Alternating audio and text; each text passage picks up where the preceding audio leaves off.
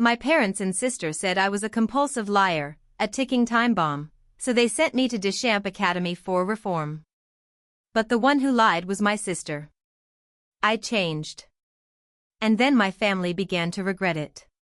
They stuffed me into a car like a bound animal and sent me off to Deschamps Academy. Meanwhile, my sister wore a beautiful dress and rode in an air-conditioned nanny van to go abroad. To my parents, I was the problem child, bad-tempered and gloomy. I was a left-behind kid. She wasn't. They kept her by their side for years. As for me, they only brought me back after Emma's grandmother passed away. Even then, in this house, I was just an outsider. The words I heard most growing up were, "Your sister isn't in good health. As the older one, you should let her have her way." So, the pretty dress always went to her first. The sunniest room in the house? Hers. The cake? She always got the first bite. I swallowed it all. But this time, when my parents said I had to give her my graduation design, I couldn't take it anymore. I had spent so long on that piece, it was my ticket to one of the top art schools abroad. There was no way I could give it up. But my sister still stole my design drafts. I went mad. Smashed everything at home. We fought.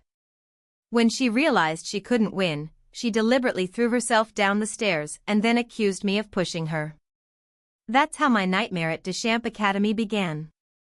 David stood on stage giving his graduation speech.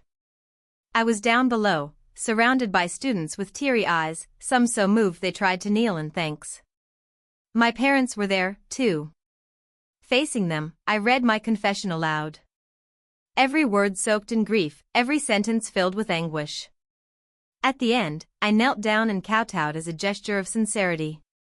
Emma's mother and father looked moved. They hurried forward to lift me up. "Our Emma's grown up," her mother said, hugging me tightly, not noticing the emptiness and numbness in my eyes. The car ride home was short. I got out first, opened the door for them, and helped them out of the car with a deep bow. Emma's mother looked pleasantly surprised. "This school really did work," she said again. I nodded obediently. Once inside, I dropped to my knees with a thud, pulled out the house slippers, and prostrated myself on the floor. "Please allow me to change shoes for Emma's father and Emma's mother." They were taken aback and tried to stop me. "No need, really," they said, waving their hands. Cold sweat slid down my back. My heart began to panic. Why did they say no? Did I do something wrong? This was the lesson I'd practiced most seriously. When I couldn't do it right back then, Alex stuffed his dirty shoes into my mouth. After that, every meal I had was served in his shoes. Sometimes we trained all day, his shoes would be soaked with sweat, smelling like dried salted fish. Just the thought made my stomach churn. I clenched my teeth to keep it down, clutching my belly as the cramps began. "Emma, what's wrong?" Emma's mother bent down in concern. I shrank back in fear, nearly sticking to the floor. Please let me change your shoes." Though still confused, they finally relented. Emma's father tried to ease his wife's discomfort. "This is probably just part of their traditional style education. You'll get used to it." "Is that so?" Emma's mother seemed to accept it after some thought. At dinner, I stood beside them, serving their food. "You don't have to stand. Come eat." "Yes, Emma's father." I sat upright, eating every bite of food from my bowl, even the side dishes. They didn't notice anything unusual. When Emma's mother accidentally picked up a piece of bell pepper, something she didn't like, she casually tossed it into the trash. I dropped my chopsticks in a panic and fished it out with trembling hands. Then, in front of them, I put it in my mouth. Wasting food means being cast into spring-autumn hell and facing execution. Back then, when I refused to eat from Alex's shoe, they tied me up and used a large funnel to pour the food into my mouth. I couldn't spit it out. If I did, even choking to death wouldn't save me. Because of that, I suffered severe stomach ulcers and had part of my stomach surgically removed. That was something Alex said. Emma's mother woke up to find me crouched on the floor, using a small brush to scrub the wool carpet in the living room inch by inch. The maid hurried to explain. I got up at 6, and by then Emma had already cleaned the whole house. She insisted on hand-washing this carpet herself. When I saw Emma's father and mother, I paused my work, stood up, and bowed respectfully. Good morning, Emma's father, Emma's mother. Your daughter has also prepared breakfast for you. Once again, Emma's mother marveled at my transformation. You made all this? She examined the delicate soup dumplings, the folds on each one identical and perfect. This was the second lesson we learned at the academy. If the dumplings weren't perfectly shaped, bamboo skewers would be driven into our fingertips. I had seen more than enough blood-stained red dumplings at the academy. Come, eat with us. I nodded and sat down obediently, chewing mechanically. After breakfast, Emma's father left for work. I used the massage techniques I learned at the academy to help Emma's mother relax. She looked blissful. This is amazing. Better than the masseuse at my beauty salon. Of course it was. I remembered every pressure point precisely. Because back then, I was the one stripped naked and used as the class model. It was right after I had secretly called Emma's mother to tell her the truth about what was happening in the academy. What did she say? When you stop lying all the time, I'll come get you. That very day, Alex and the others stripped me in front of the class and paraded me like an object. My face was stained with tears of humiliation. I would have rather been beaten or locked in the dark room. I became infamous at the academy, a troublesome student. One day, Emma's mother informed me that my sister was coming back. They were going to host her first fashion exhibition. I was genuinely happy. Finally, my sister was coming home. Mom, Dad, I'm back. My sister had a delicate face, now covered in heavy smoky makeup. She wore ripped denim shorts, a belly-bearing fringe t-shirt, and loose beach waves in her hair. Normally, it wouldn't have mattered.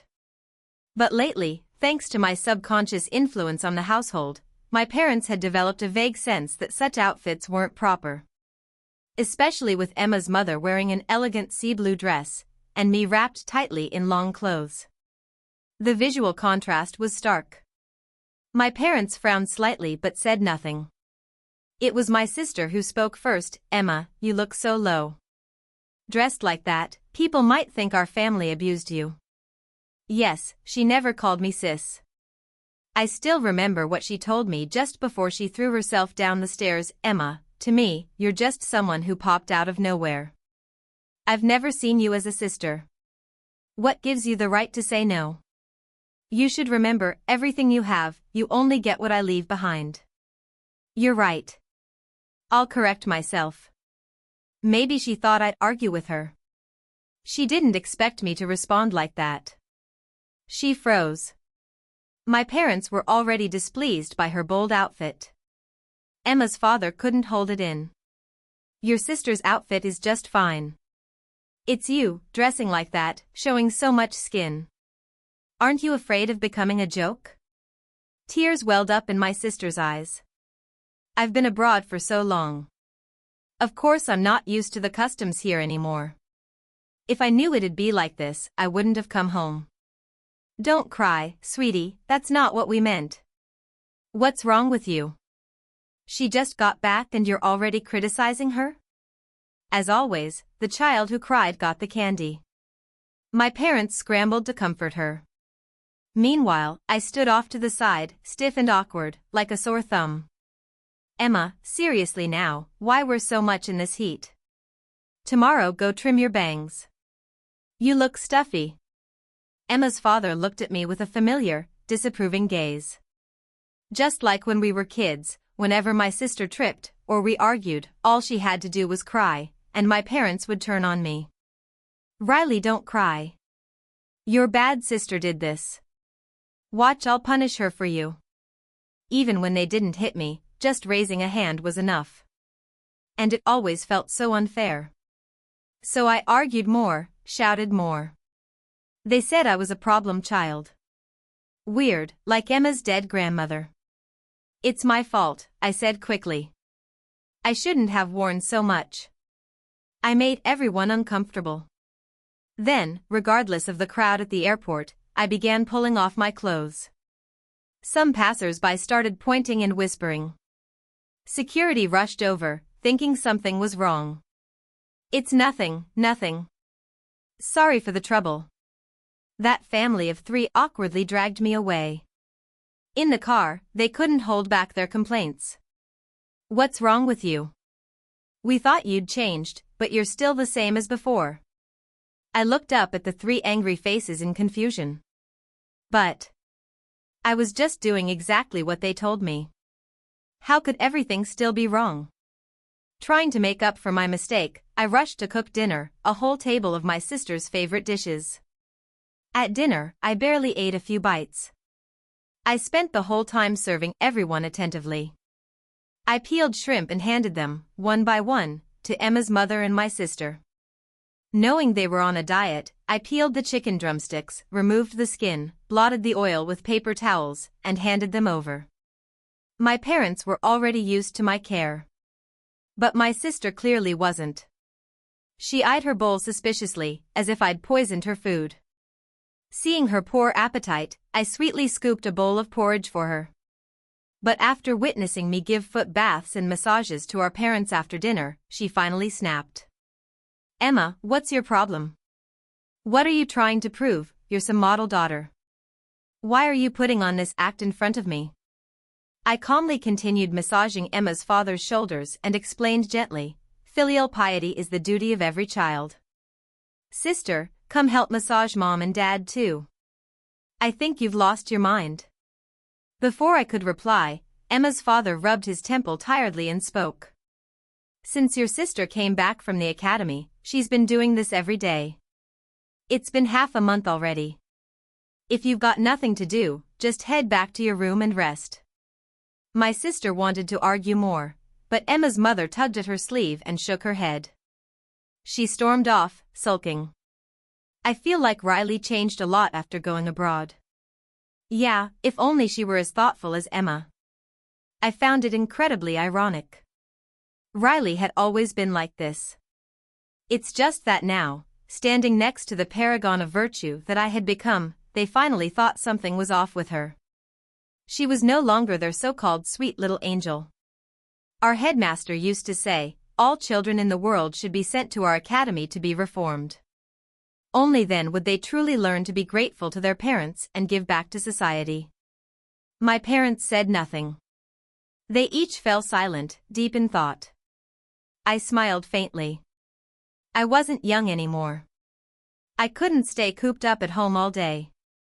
After telling my parents what I had in mind, I decided to go find a job. It's tough out there, Dad said. Why not just come work for my company? No, I replied firmly. Alex taught us, when heaven is about to place a great responsibility on someone, it must first weary their heart and limbs. I have to start at the bottom and work my way up, step by step. For once, Emma's father looked at me with admiration. Not bad. My biggest regret in life is not having a son. But you have the same spirit I had in my youth. He patted my shoulder and laughed heartily. But I just felt pain all over. Other people's touch still made my skin crawl. Unpleasant memories flashed through my mind. But that was the past. Right now, I had to find a job. Because I never went to college, I only had a high school diploma. Finding a decent job was hard, but not impossible. Still, deep down, I believed I was only worthy of doing the lowest kind of work. So, I became a sanitation worker. Every day, before dawn, I cleaned up trash along the streets. I worked diligently, meticulously. Among the elderly workers, I stood out, and soon, I was promoted to team leader. After work, I rushed home to massage and care for Emma's parents. As for my sister, she was busy preparing for some kind of fashion exhibition. One day, while cleaning near the river, I saw a little boy fall into a muddy pond. The thick sludge scared off the bystanders. Without hesitation, I pushed through the crowd and jumped in. It took tremendous effort, but I finally pulled the boy out.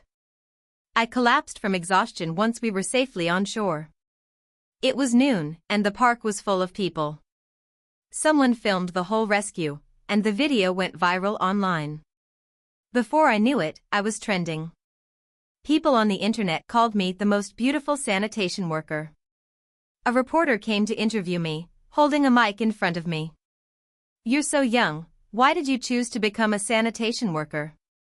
And what motivated you to save that boy?" Shy and camera-averse, I looked away and answered bashfully. "Because Alex once told us, every job is sacred. I'm happy to contribute to society. And I saved the child for the same reason. It was my teacher who taught me to be someone useful to the world."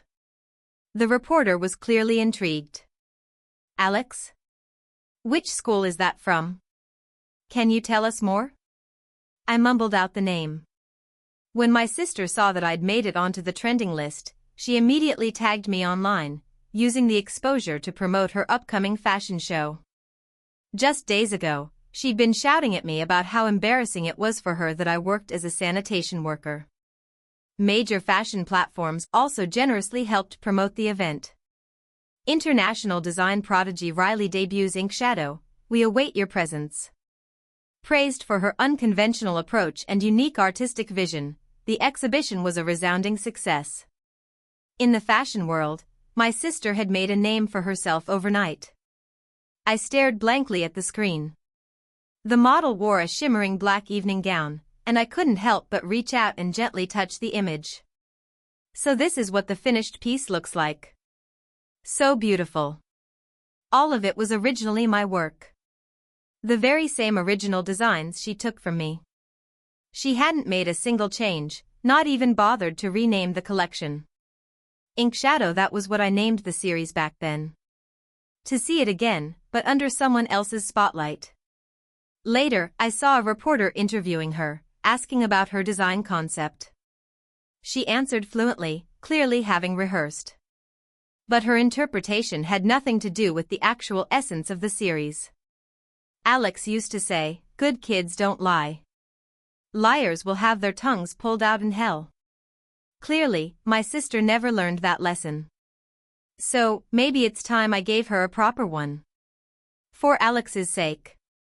My sister officially joined Emma's father's company, appointed deputy creative director of the design department. Anyone with eyes could see Emma's father was grooming her for bigger things. The office buzzed with whispers and innuendos aimed at me. For the sake of family reputation, I resigned from my sanitation job and became an unremarkable junior employee in the same company. I sat in the farthest corner. From there, I couldn't even glimpse my sister's office, let alone the executive suite. Still, I remained diligent and unobtrusive. But my sister's creativity hit a wall. She grew increasingly irritable. Or rather, she finally dropped the act. When she was angry, even Emma's father didn't get a pass. Their fights became frequent. Rumors started circulating. Some said Riley had run out of inspiration. Some questioned how her debut work differed so drastically from her recent ones. Whispers of doubt spread across the company. Panicked, she came to find me. Half threatening, half commanding, she ordered me to complete her new designs. Of course, I replied softly, sisters should always help each other. That's more like my good big sister. I paused, my breath catching for a moment. Then nodded, still wearing my obedient, gentle smile. And just like that, I returned to working behind the scenes, producing piece after piece in her name. Step by step, she climbed higher, on my hands and knees. Emma's father was pleased. The higher Riley's status in fashion climbed, the more advantageous it was for his company. Soon prestigious business circles began reaching out to the father-daughter duo. After some discussion, they took a risky leap, accepting an invitation to host a top-tier fashion show. Objectively, the company wasn't ready to handle an event of that scale. Big-name designers, international supermodels, the stakes were sky-high. But perhaps the string of recent wins had made Riley and her father overconfident. In any case, they said yes. Departments worked around the clock. At such a critical moment, Emma's mother fell ill. Her health had always been fragile. Before, I'd helped her with medicinal diets and massages. She improved significantly. But lately, I'd been too busy designing to take care of her. Though she sought out various traditional doctors, she still felt no one took care of her like I did. Everyone else was too busy. She, being idle, only grew sicker. When I managed to visit, Riley would bombard me with frantic calls, demanding I return to the company. As the fashion show drew near, Riley couldn't keep watch on me constantly.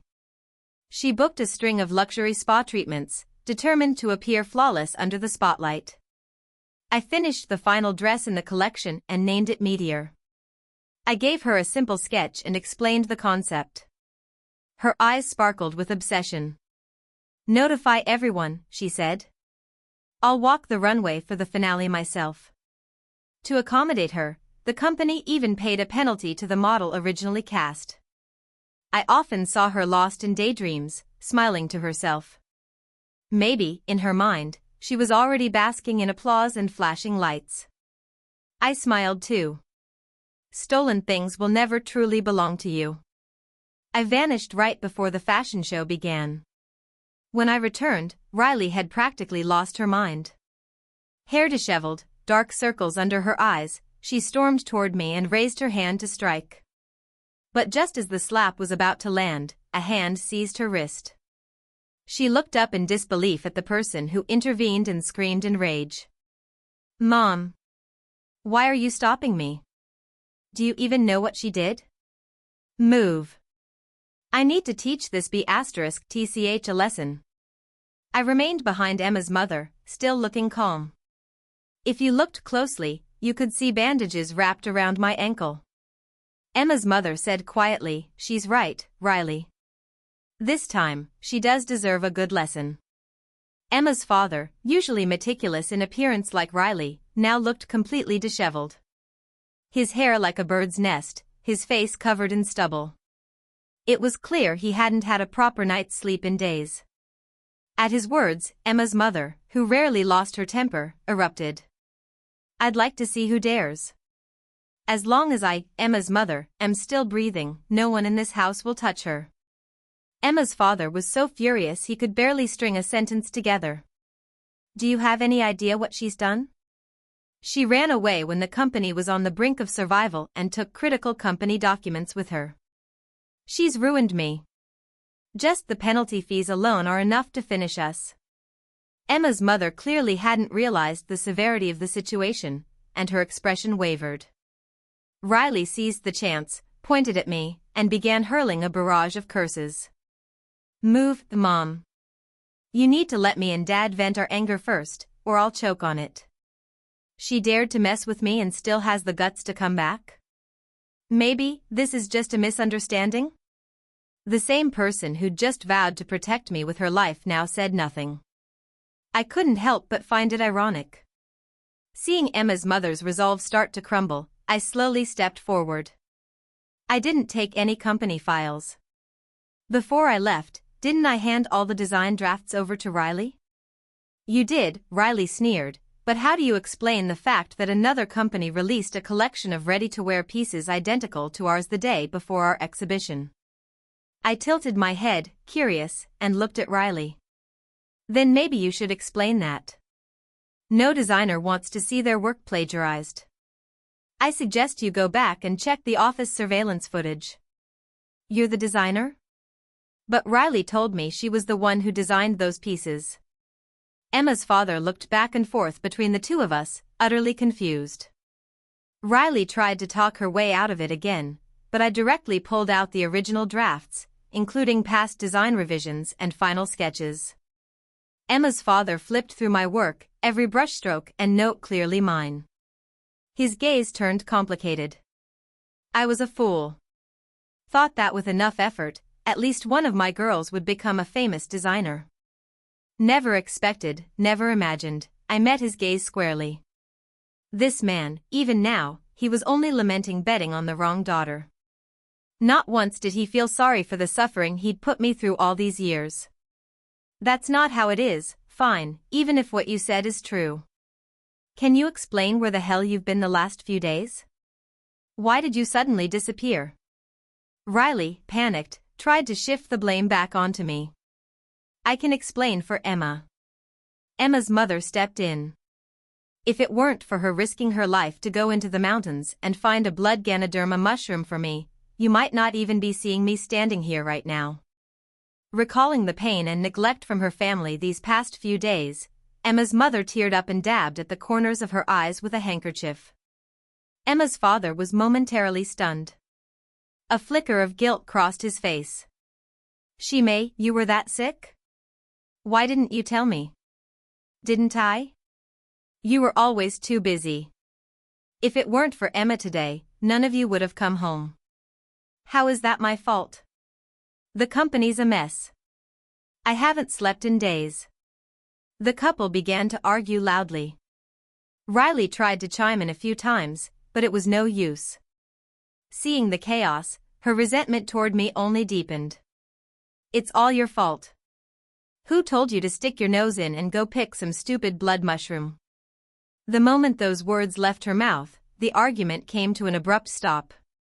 Both parents turned to stare at Riley. Realizing what she'd said, Riley quickly shook her head, panic in her voice, on the verge of tears. I didn't mean it like that. Maybe it was the final straw. Her parents now looked at her with only coldness, even a trace of disgust. Exactly like how they used to look at me. Later, the investigation results came out. It turned out the thief was a manicurist Riley had hired for a house call. Unfortunately, the woman had used fake credentials and couldn't be found. The evidence was undeniable, and Riley was left speechless. After this incident, Emma's father was visibly disappointed in Riley.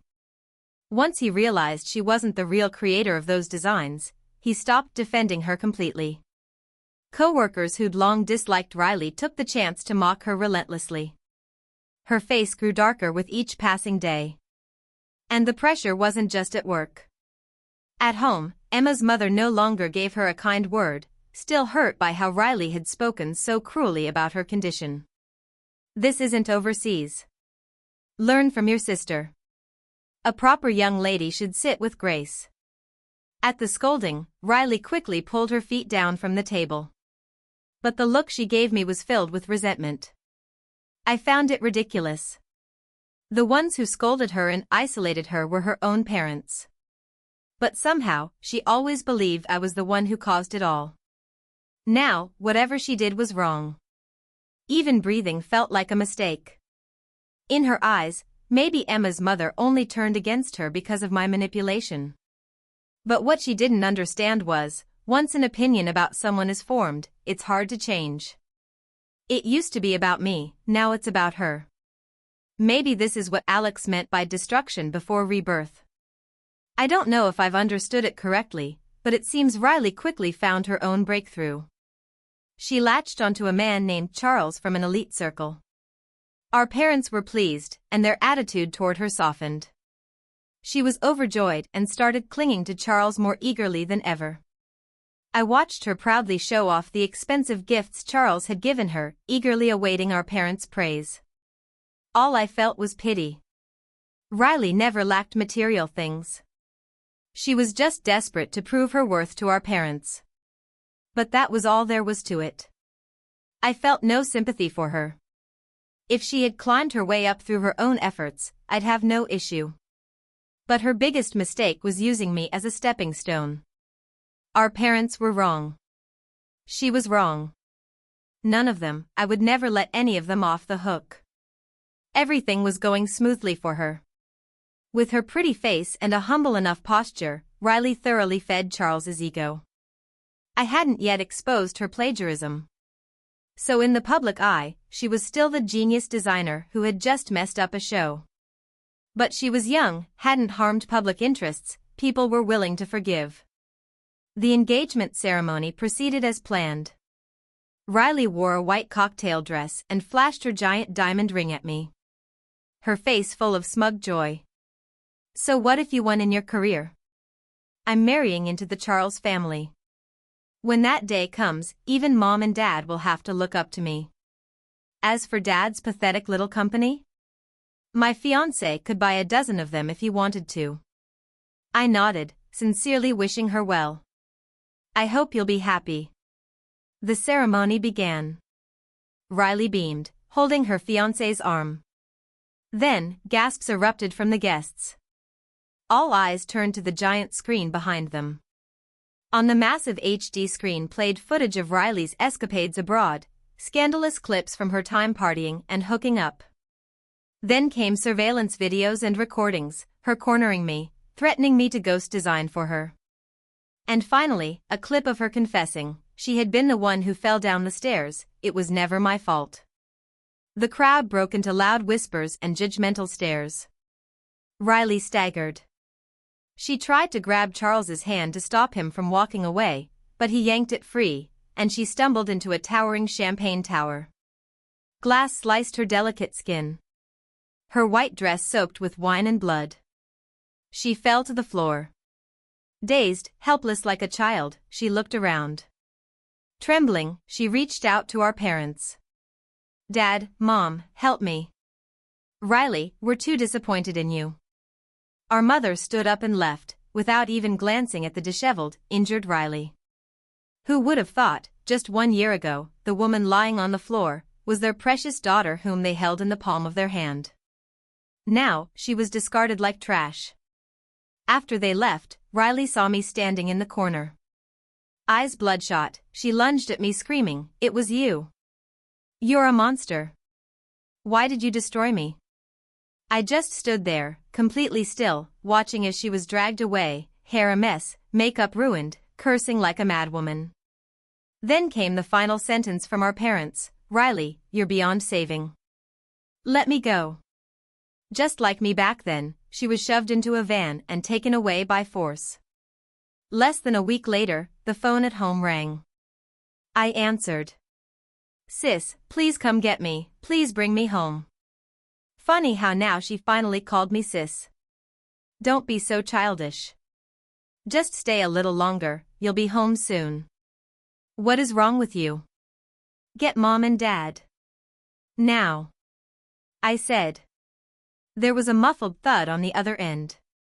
I hung up without a word. Then, I went back to my company work. Emma's father had handed the company over to me. I had to work hard, live up to expectations. An overseas client placed a massive order with us. I advised Emma's father to proceed cautiously. But he was brimming with confidence, clapping me on the shoulder. "I trust you. You're not like that half-baked sister of yours." I was quiet for a moment, then asked, "Back then, I was clearly the more talented one. Why did you force me to give up my opportunity to her?" He puffed casually on his cigarette, completely unconcerned. "Oh come on, that was so long ago. You're still holding on to that? Back then, you were rebellious. Even if I made you successful, you wouldn't have stayed.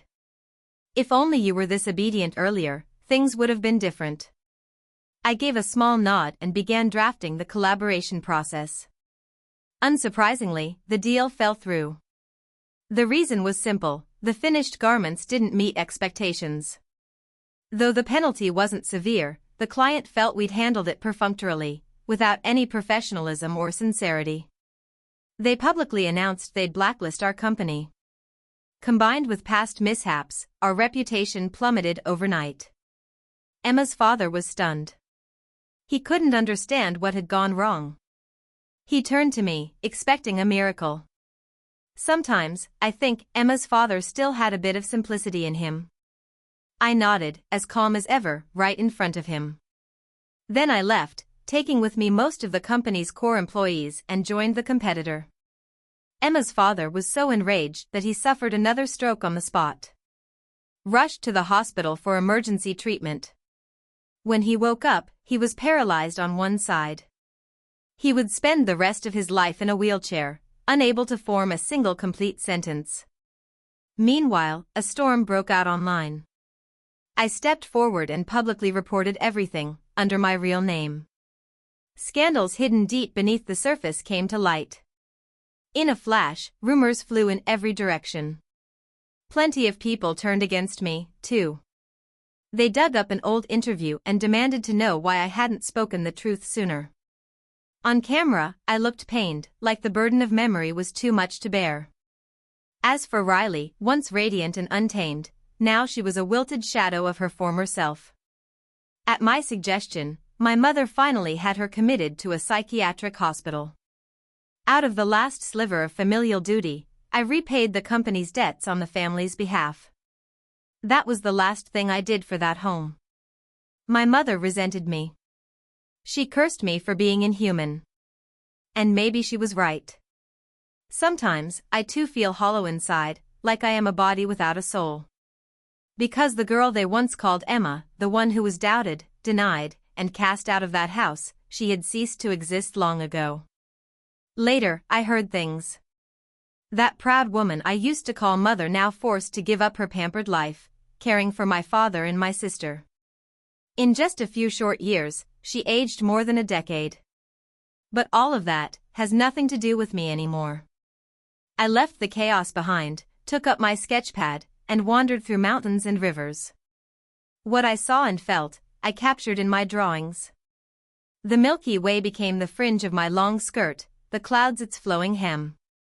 I wove every piece of scenery I encountered into my designs. I turned them into clothes and gave them away. To the elderly woman selling roasted sweet potatoes by the roadside, who had never worn a wedding dress in her life.